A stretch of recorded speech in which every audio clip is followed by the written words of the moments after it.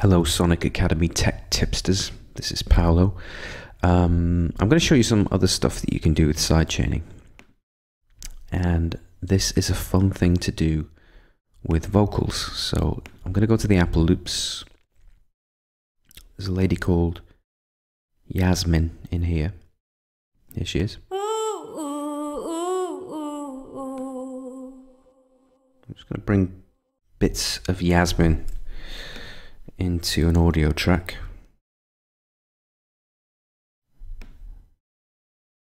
Maybe something like that.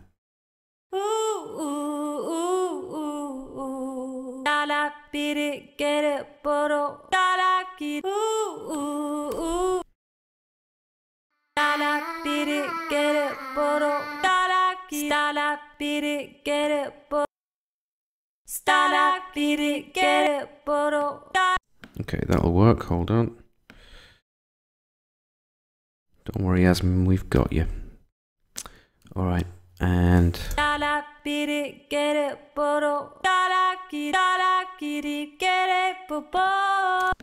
actually we don't need the second bit, hold on. You'd think I'd just rip through this bit, wouldn't you? Be really professional, but no, I have to screw up the easy bit.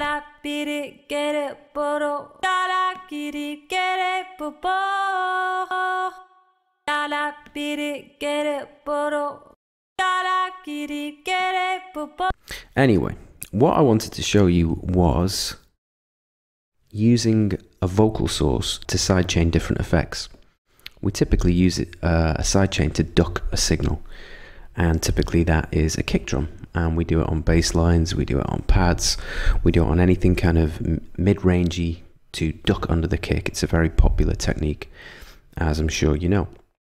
But it's quite fun to sometimes use a different sort of signal, like a vocal, with transients and interesting timings, and to send that back in on itself. So I'll explain what I'm about to do. I'm going to send the vocal to two different auxiliaries via these two buses.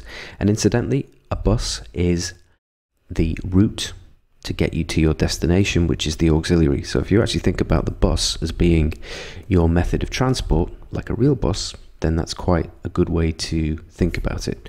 And if you hover over these buses here, it shows you the signal path. Send 2, bus 2, arrives at aux 2. Anyway, there you go, that's by the by. The first bus I'm going to whack all the way around to +6. And I'm going to put a compressor on it. And this is a technical term, I'm going to compress the absolute crap out of it.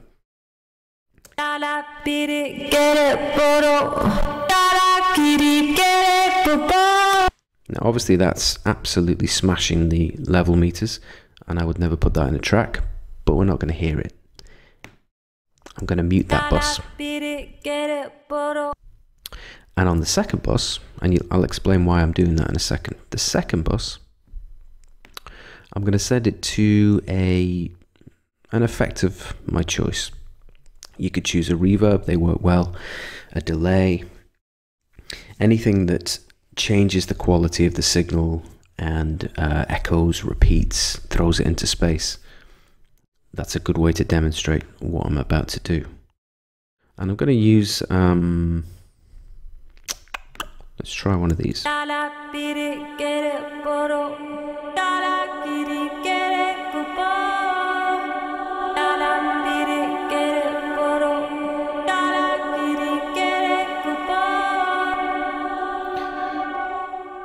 Now the impulse response, which is this audio file here, which is embedded within Space Designer, is creating that reverb pattern.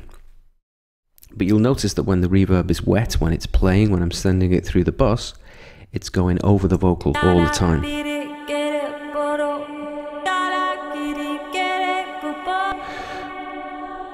And it will carry on infinitely.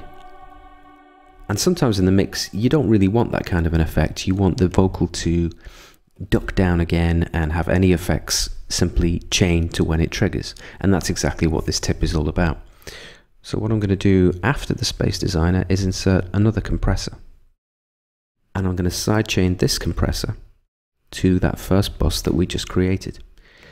And it's now going to listen to that heavily compressed signal and sidechain the Space Designer reverb in this compressor to that signal.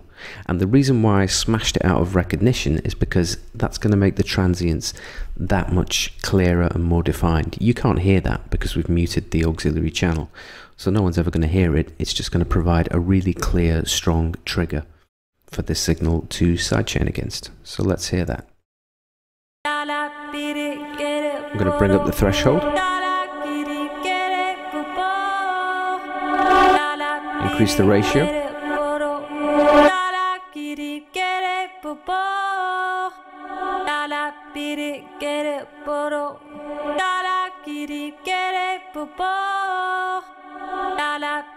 and adjust the attack and release. And you might be able to hear what's happening there. Every time the vocal kicks in on the audio track, it ducks the reverb signal back down again, thus giving you a much cleaner mix environment.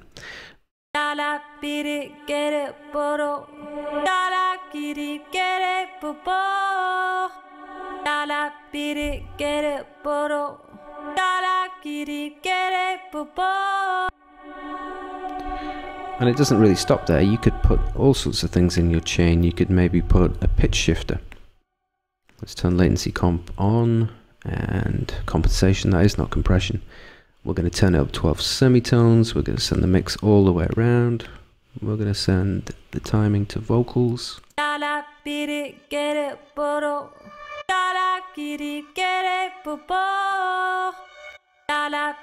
if I sent that pitch shifted reverb signal to a delay?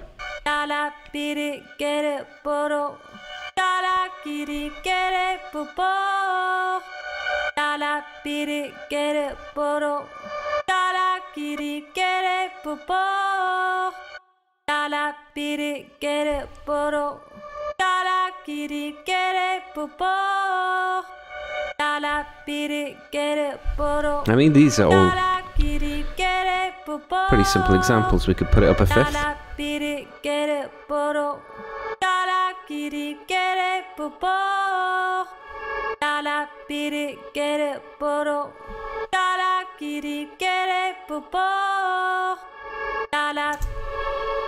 So you can effectively create your own effects chain, and remember, it does matter the order in which you place these effects in terms of how they process the sound, and then send it all through a sidechain compressor, to give you that duct effect on other sound sources instead of your usual kick drum. So yeah, have fun with that. And by the way, we always learn these things from other people, and I think it's worth crediting that I originally found this technique years and years ago on the internet from a guy called Fader8, and he was on a Logic forum somewhere.